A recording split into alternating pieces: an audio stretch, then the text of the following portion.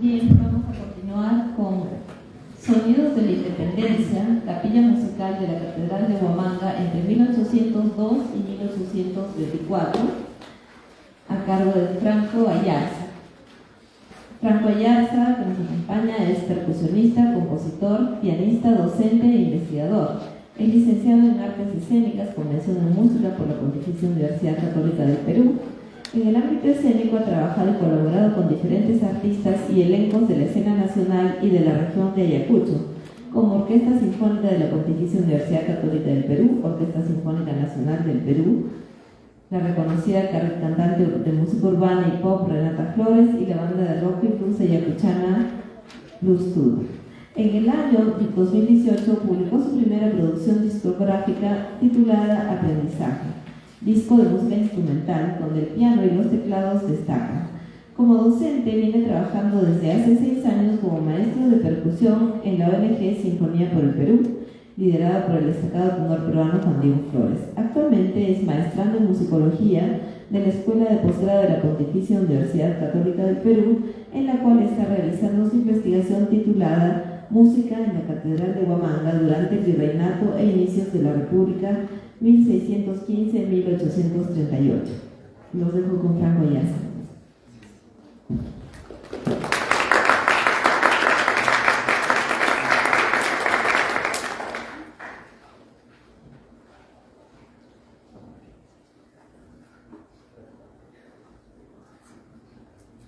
Buenas tardes con todos, muchísimas gracias. ¿Se imaginan cómo habían sido las músicas y los sonidos que acompañaron a la ciudad de Huamanga durante estos años, 802 al 824, en plena transición del virreinato a la independencia del Perú? Pues fue la misma pregunta que yo me hice durante mi búsqueda en el archivo arzobispal de Ayacucho, cuando encontré estos datos que tenemos aquí enfrente. Aquí tenemos unas capturas del libro de cuentas de la Catedral de Ayacucho que comprenden los años 802 al 826 y son gastos para la compra de velas para alumbrar las torres de la Catedral de Huamanga. Podemos observar en la primera imagen que tenemos lo siguiente: iluminación en la torre por 3 noches para la entrada del Libertador, que habría sido probablemente para fines de agosto de 1824, cuando Simón Bolívar visitó la ciudad de Huamanga. Más abajo tenemos la siguiente imagen que dice alumbrado en la catedral por 3 noches por la victoria de Ayacucho, quiere decir por la batalla de Ayacucho que consagró la independencia y la independencia de casi toda América del Sur. Y por último, el alumbrado de la iglesia y el coro en la Nochebuena del mismo año del 824. La lectura directa de estos datos me hizo pensar, reformular, imaginar, ¿no?, qué habría sucedido sonora y musicalmente en estos momentos mencionados y citados en estas fuentes. Y bueno, lo que voy a hacer el día de hoy es tratar de leer entre líneas de estos datos que tenemos aquí para yo intentar mostrarles lo implícito que tienen estas informaciones que van más allá de la descripción solamente. Por lo tanto, después de la lectura de esto, como les decía, me surgieron un par de preguntas mucho más aterrizadas con respecto a esta investigación, que son las siguientes. La primera es: ¿qué ejercicios sonoros o qué estrategias musicales se llevaron a cabo alrededor de la ciudad, ¿no?, y también dentro de la Catedral de Huamanga?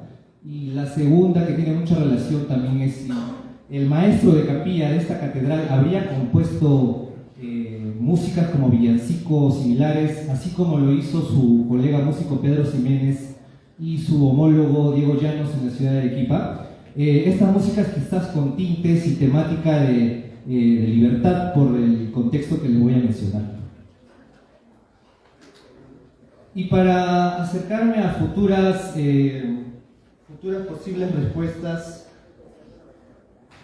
de estas interrogantes, me voy a basar en 3 puntos teóricos que la verdad soportan y apoyan bastante bien mi ponencia de hoy. En primer punto tenemos a la musicología urbana y a los sonidos de la urbe, abordados por autores como Geoffrey Baker y Zoila Vega. Baker menciona y cita a diversos autores que la musicología urbana tiene el objetivo de interrelacionar, interconectar, unir, comunicar a los diversos los diversos sonidos que emanan las ciudades, ¿no? En este caso las instituciones eclesiásticas, como pueden ser las parroquias urbanas, quizás rurales, los conventos y la catedral. Baker también señala que los tañidos de las campanas van mucho más allá de dar una atmósfera a los diferentes eventos cívicos, puesto que los detalles con los cuales debían ser ejecutadas estas eran impresionantes. Por lo tanto, estos sonidos, ¿no? Citando un poco a Baker, estos sonidos iban más allá de dar una atmósfera, y estos sonidos tenían la intención de crear y controlar un sistema sonoro y auditivo para así la Iglesia, en este caso, mostrar su poder y papel dentro de la sociedad. Por otro lado, la autora Zoila Vega, en su trabajo titulado ¿Cómo se oye la libertad?, hace mención, aborda en realidad los acontecimientos de este contexto, las celebraciones por la independencia, la victoria de Ayacucho, ¿no?, el aniversario en Arequipa. Menciona que la capilla de música de la Catedral de Arequipa ha debido participar obligatoriamente en estos momentos, conjunto quizás con las bandas militares que también aportaban a las sonoridades urbanas de aquel entonces. Por otro lado, tenemos a la microhistoria, con autores como Giovanni Levi, el historiador italiano, que él menciona que las metodologías para la reconstrucción de la microhistoria son la reinterpretación, ¿no?, la interpretación de datos, y también lo dificultoso que es trabajar con fuentes que son complejas de entender y que a veces son muy escasas en este tipo de trabajos. En mi caso ha sido un poco complicado por las escasas fuentes que he ido encontrando a lo largo de mi búsqueda.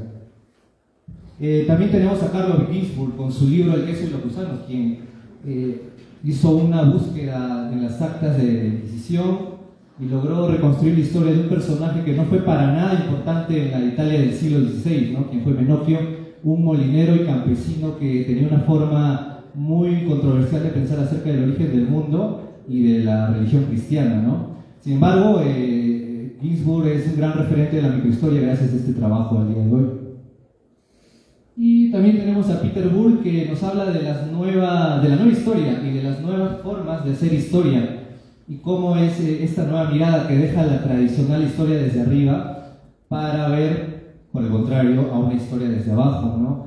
No voy a ver en este caso las grandes hazañas de los grandes personajes que están involucrados en la independencia del Perú o en el tránsito del virreinato hacia la independencia del Perú, sino más bien voy a investigar, voy a tratar de llegar a una aproximación a la realidad sonora de la ciudad de Huamanga, en este caso de la región de Ayacucho, de cómo habrían sido estos sonidos, ¿no?, que acompañaron a un gran evento, ¿no? Por lo tanto, estaría investigando a los músicos, a los cantores, a los maestros de capilla, esa realidad que también me lleva a la historia cultural, y porque me estoy concentrando en un conglomerado específico de personas, ¿no?, que tenían quizás diferentes formas de hacer, de vivir, de pensar, ¿no?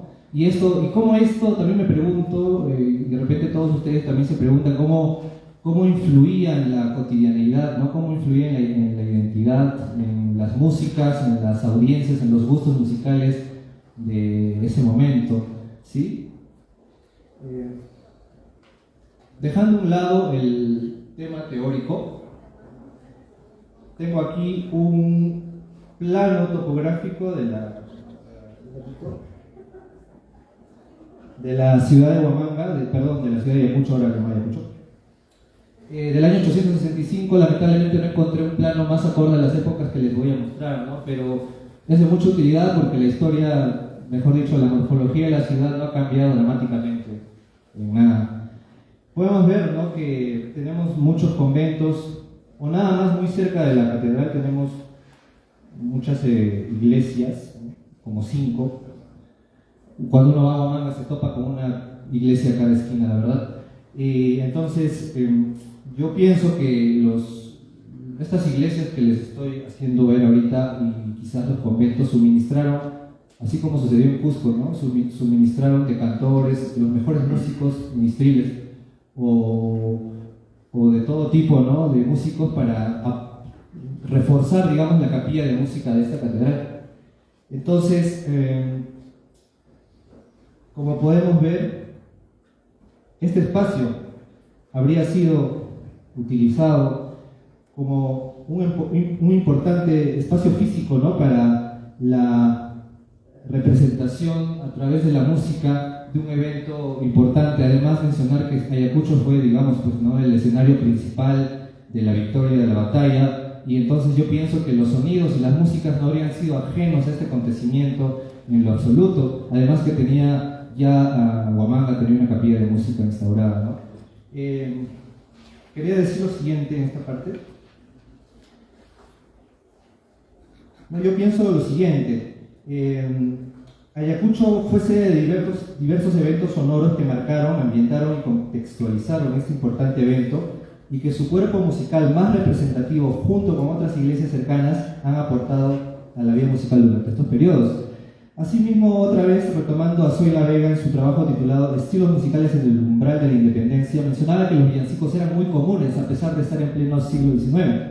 Por lo tanto, yo pienso que el maestro de capilla de esta catedral hacía lo mismo, ¿no? Tenía esas mismas costumbres, quizás sí, quizás no, pero al Arequipa ser una provincia como es Ayacucho, puedo aproximarme bastante cerca a ello.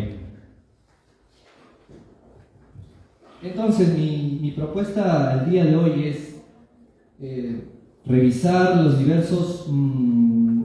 la diversa bibliografía que tiene que ver con este contexto, también los libros sobre historia de la independencia. Me he valido un poco de eso también. El trabajo de Zoila Vega como fuente principal por abordar una provincia también, no estoy hablando de Cusco y Lima como es, ya están bastante ampliamente investigados, pero seguramente queda más que hacer. Y entonces este trabajo de búsqueda de archivo y de revisión de fuentes bibliográficas lo hice con cierto criterio muy académico, el estudio crítico de estas fuentes, para tener una aproximación a lo que habría sido la realidad sonora de Huamanga en aquel momento. Y también, por último, tener resultados preliminares de mi investigación en curso. Y como parte de mis resultados preliminares, podemos observar aquí enfrente al cuerpo principal de la capilla de música de la Catedral de Huamanga, que habría sido quizás, ¿no?, podría decir esto, el cuerpo musical y coral más estable y representativo de la diócesis de aquel momento. Y también, según mi búsqueda, esta capilla catedralicia de la ciudad de Ayacucho ha venido trabajando desde el 1728 hasta donde llegué a encontrar los datos. Vemos una instrumentación bastante, ya con una tendencia a lo clásico, dejando el estilo barroco del siglo pasado. En el primer recuadro vemos los años 802 al 807, donde tenemos una capilla de música muy austera, ¿no? Tenemos apenas un violinista, 2 organistas, 3 cantores y 2 arpistas. El violinista aquí ejercía el cargo de maestro de capilla, o sea, no era oficial, pero se encontró un expediente en el cual Antonio Guaraca se llamaba, se quejaba al cabildo diciendo: necesitamos maestro de capilla porque no puedo yo hacer ensayar al coro, no puedo seguir gastando de mi dinero para papel, lo cual sugería que supuestamente habría compuesto, ¿no?, la música, y bueno, reclamaba a otro violinista. El siguiente cuadro, del 802 al 812, 808 al 812, tenemos ya un maestro de capilla titular, o oficial, digámoslo así, a Fray Manuel Pajuelo, quien quizás habría sido el proveedor, el compositor de su orquesta que estaba bajo su mando, ¿no? Y bueno, acá tenemos 5 cantores y se añaden los 6 por primera vez en mi búsqueda, ¿no? El 812 al 821 hay un vacío en este libro que he estado consultando, que es mi fuente principal para mostrarles el día de hoy este trabajo. Pues se debe este vacío definitivamente a las crisis, ¿no?, a las guerrillas, a las rebeliones. Justo en el año del 814 el mayordomo ecónomo, se llamaba Miguel de Santillana, escribió un testimonio, ¿no? Fui víctima de asalto de mi tienda, de mi casa y de la iglesia, de la catedral, por los insurgentes que buscaban a todo europeo, ¿no?, que perseguían a todo europeo. Definitivamente eran tiempos muy complicados. Y bueno, no encontré data en esos años, a pesar de esto. Ya para el 822 tengo una cantidad de cantores interesantes, se podría decir, ¿no?, total entre 6 cantores adultos, 13, ¿no? ¿Cómo habría sido esta música cómo habría sido esta polifonía, ¿no? Tenemos el ingreso del violón y pues obviamente se quita un arpa, ¿no? Ya los violines, los dos organistas y los dos violines se mantuvieron y el maestro de capilla perduró, ¿no?, durante estos años. Ya para el 823 y 24 hay una reducción prominente de cantores, como podemos observar. Se ha debido quizás a las mismas guerras de independencia, que quizás estos personajes sirvieron en las guerras, ¿no?, a cualquier bando, no lo sé, realista o independentista, pero quizás por ese motivo yo podría decir al día de hoy que se redujo, y por eso mencioné también que los conventos y otras iglesias para el 824 por lo menos, en el cual se tenía que usar la música para estas celebraciones que les menciono, suministraron, ¿no?, para reforzar el pobre número de cantores, ¿no?